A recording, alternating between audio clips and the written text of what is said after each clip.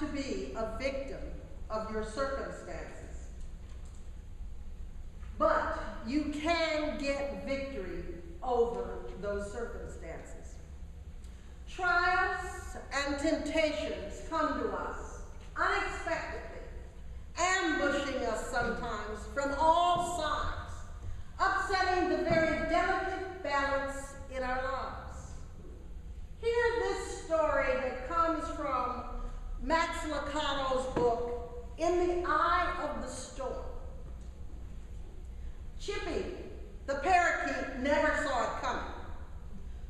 One second, he was peacefully perched in his cage. The next, he was sucked in, washed up, and blew over. The problem began when Chippy's owner decided that she was going to clean out Chippy's cage with a vacuum cleaner. She removed all the attachments from one end of the hose, stuck it into the cage. The phone rang. She reached to pick up the phone, and the hose was still in Chippy's cage, and all of a sudden you heard this zoop, and she threw the phone down, yelling and screaming that Chippy had been sucked up in the vacuum cleaner. So she ripped the bag of the vacuum cleaner open, and there was Chippy, still alive, but very stunned. Since the bird was covered with dust and soot, she grabbed Chippy, raced to the bathroom, turned on the water faucet, helped him under the faucet, and washed Chippy off, only to discover that there was Chippy soaked and shivering. And because she was a compassionate owner of this bird, she then turned up the water right quick with the shivering bird in her hand, grabbed the blow dryer, and blew Chippy dry. Since the bird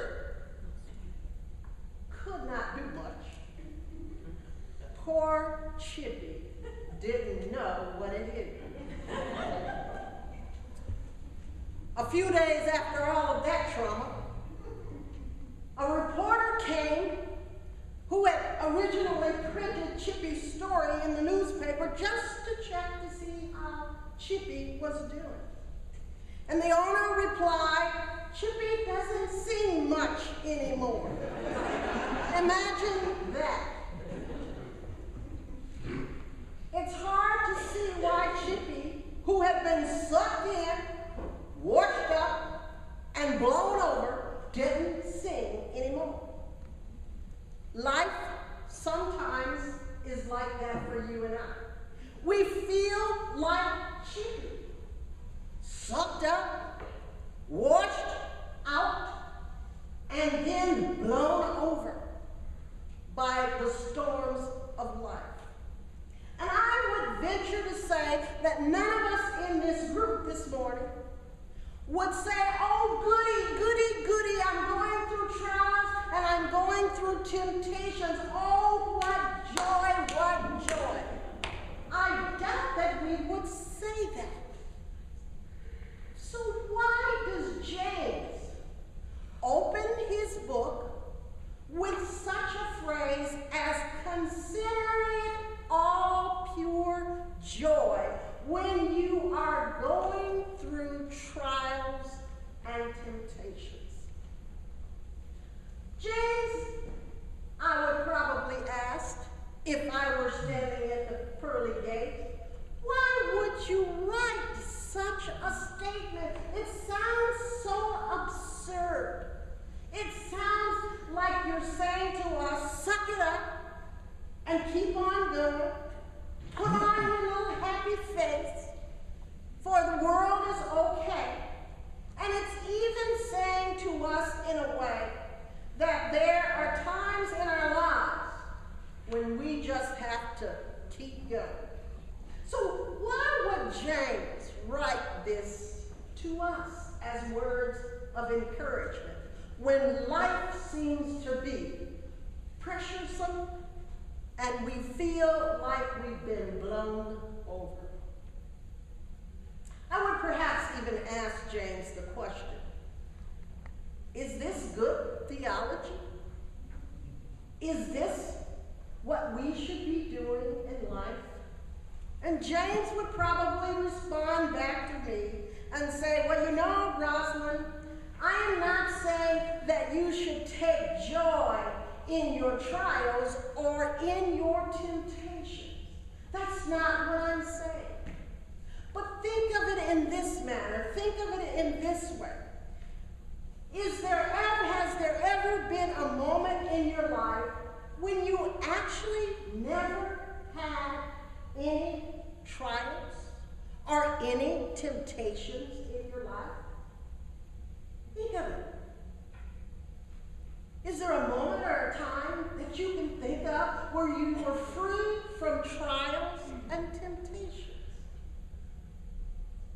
Most of us would probably answer no. And that would be James's point. James is looking at the church and us as we, like Chippy, get sucked in, washed up, and blown over. There are times when we feel like life just isn't fair. But James has a word for us this morning.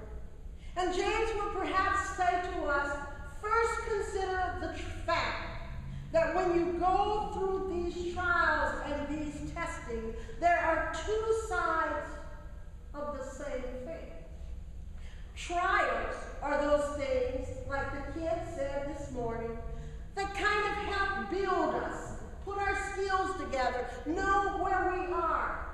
We have tests when we go to the driver's license bureau, and they give us a test to make certain that we know how to handle the car and we know how to drive on the road. When we go to school, we have tests.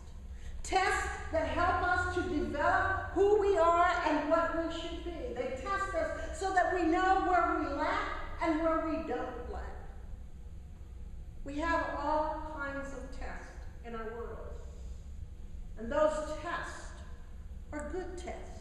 Tests to show us how to really grow in our character. But then we have the flip side of the test. And that's the temptations that we all face. Jesus faced temptations. He faced temptations every day that he was here. He faced temptations even in the garden when he was trying to give himself to God. He was tested to see would he use his power, the powers that God had given him, in a wrong way. He was tested to see which way he would go in his worship and his loyalty. Who will he worship and who will he be loyal to?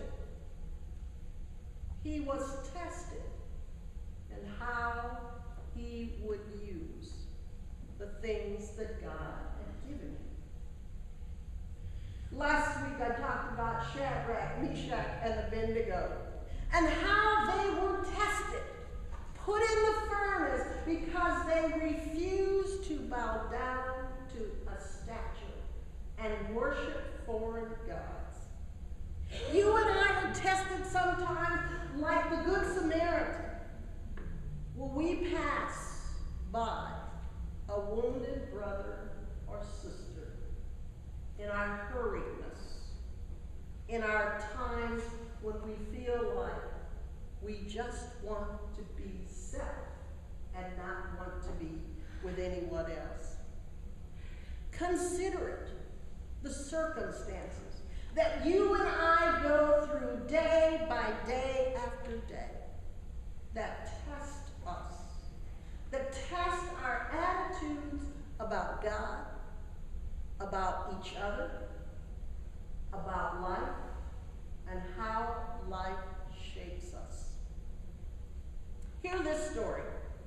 On January the 13th, 1997, a Stephen Fawcett climbed into the cockpit of a hot air balloon in St. Louis, Missouri, and rose into the sky and began to circle the globe. He wanted to be the first person who circled the globe in a hot air balloon.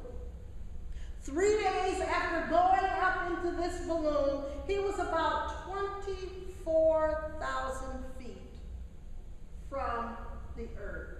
And it was headed directly towards Africa. But there was a little small country in Africa where he had not been given permission to fly over. And his little hot air balloon was headed directly for that country. And he knew that if he flew over that country, he would be shot down and perhaps seriously injured. So what was he going to do? If you know anything about hot air balloons, you can't back them up, you can't turn them left, you can't turn them right. All you can do is change altitudes. And so what he decided to do was to let some of the hot air out of the balloon. And as the balloon fell 6,000 feet, it went into another wind altitude which could shift the balloon and cause him to go back onto course. As he began to get back on course, he didn't quite make his around the world trip. He ended up in India only a few days after he had begun. But he'd gone 10,360 miles and had the track record for the longest duration of travel, 6 days, 2 hours, 44 minutes in a balloon flight. Another person named Petrie, says this, as he's searching about the hot air balloon. He says this: "You are prisoners of the wind in a hot air balloon, and you only go in the direction of the wind. In life, people think they are prisoners of circumstances. But in the balloon, as it is in life, you can change altitude. And when you change altitude, you change attitude and change directions." James is telling us in this passage, we may not be able to shift to the right, we may not be able to go backwards, we may not be able to shift to the left, but if we allow our attitudes to shape, either letting it rise when it's necessary or letting it fall when it's necessary, we find a new air pattern. And in that air pattern, we get back on course. Yes, we go through trials. Yes, we go through temptations. But James even says, when we're going through those trials, when we're going through those temptations, and we don't know what to do, we don't have the knowledge, we don't have the skills, James says, ask God. Ask God, who is generous to